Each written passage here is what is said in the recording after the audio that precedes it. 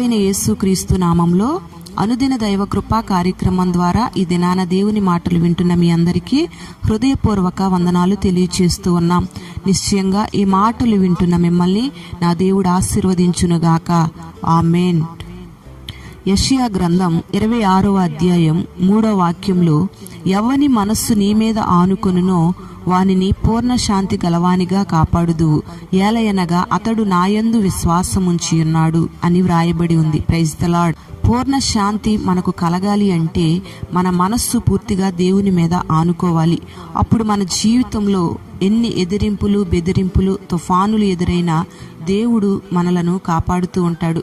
మనకు కలిగే పరిస్థితులను బట్టి కొన్నిసార్లు మన మనస్సులో శాంతిని కోల్పోతాం. అప్పుడు మన మనస్సు మనుష్యులను ఆశ్రయిస్తూ ఉంటుంది, ఈ లోకాన్ని ఆశ్రయిస్తుంది.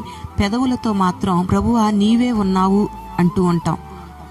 అలా కాదు గాని సామాన్యమైన విషయాలైనా, క్లిష్ట పరిస్థితులైనా ప్రతి విషయంలో చంటి పిల్లలు తల్లి మీద ఆనుకున్నట్లుగా మన మనస్సులు కూడా ప్రభువు మీద ఆనుకొని ప్రార్థన చేస్తే మనకు ఏది మేలుకరమో అది దేవుడు చేస్తాడు.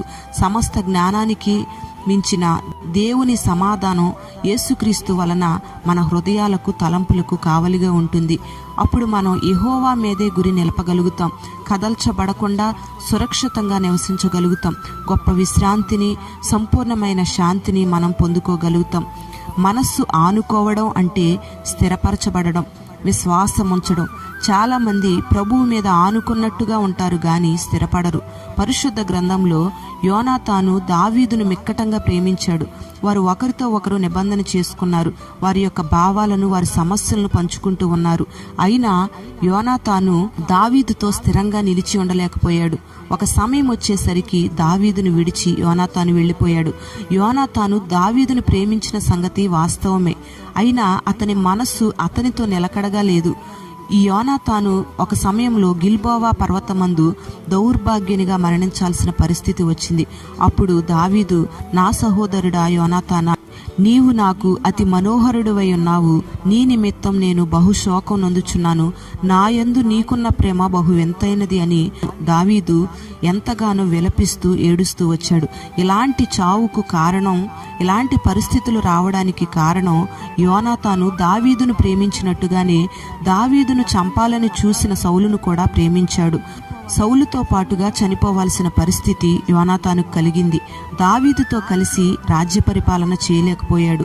దావీదుని ప్రేమించాడు కానీ దావీదుతో కలిసి ఏలుబడి చేయలేకపోయాడు. ప్రియమైన దేవుని బిడలారా, మనం కూడా దేవుణ్ణి ప్రేమిస్తున్నాం అంటాం నిజమే.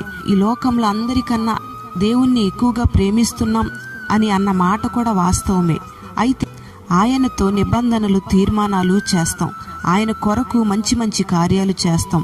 మరి ఆయన కొరకు నిలకడగా నిలిచి ఉంటున్నామా? ఒకసారి ఆలోచన చేయాలి. ఆయనతో నిలకడగా ఉండాలి అంటే ఆయన అనుభవించిన శ్రమలన్నిట్లో మనం పాలువారమై ఉండాలి. అవమానాలు, నిందలు, హింసలు, ఉపద్రవాలు, ఇబ్బందులన్నిటినీ కూడా మనం సహించాలి. పౌలు వలె వీటన్నిటికీ భయపడకుండా సంతోషించే మనస్సును మనం కలిగి ఉండాలి. ఇలాంటి వారు మాత్రమే ఆయనతో కలిసి ఏలుబడి చేస్తారు. మరి యోనాతాను దావీదును, సౌలును కూడా ప్రేమించాడు. అందుకే దావీదుకు దూరమయ్యాడు. మరి ఈ లోకంలో యేసయ్యను ప్రేమించినట్టే లోకాన్ని కూడా మనం ప్రేమిస్తే యోనాతానుకు పట్టిన గతే మనకు పడుతుందని మనం గమనించాలి. మరి ఈ మాటలు వింటూ ఉండగా దేవునితో పాటు లోకాన్ని ప్రేమిస్తున్నావేమో ఆలోచించి లోకాన్ని, లోక స్నేహాన్ని విడిచిపెట్టి దేవునితో సహవాసం చేస్తే, ఆయన యందు విశ్వాసం ఉంచి ఆయన మీద నువ్వు ఆనుకున్నట్లయితే పూర్ణ శాంతిని నా దేవుడు నీకు అనుగ్రహిస్తాడు.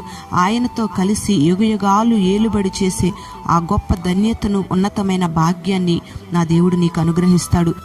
జీవాధిపతి అయిన తండ్రి, నీకు వందనాలు చెల్లిస్తున్నాం. ఈ దినాన నీ మాటలు విన్నని బిడలందరినీ పేరు పేరున మీరు దీవించండి. నీ బిడలను విశ్వాసంలో స్థిరపరచి నిలకడగా నీ మీద ఆనుకునే కృపను మీరు దయచేయండి. ఈ లోకంలో ఎన్ని క్లిష్టమైన పరిస్థితులు ఎదురైనా నిన్ను విడిచిపెట్టకుండగా ఈ లోకంతో స్నేహాన్ని విడిచిపెట్టి నిన్ను సేవించి నీతో స్నేహించే కృపను నీ బిడ్డలందరికీ మీరు దయచేయమని ప్రార్థన చేస్తున్నాం. యుగయుగాలు నీతో ఏలుబడి చేసే ఆ భాగ్యాన్ని మీరు కలుగు చేయండి. పూర్ణ శాంతితో నీ బిడ్డలు నింపండి. కుటుంబాలను మీరు బలపరచండి.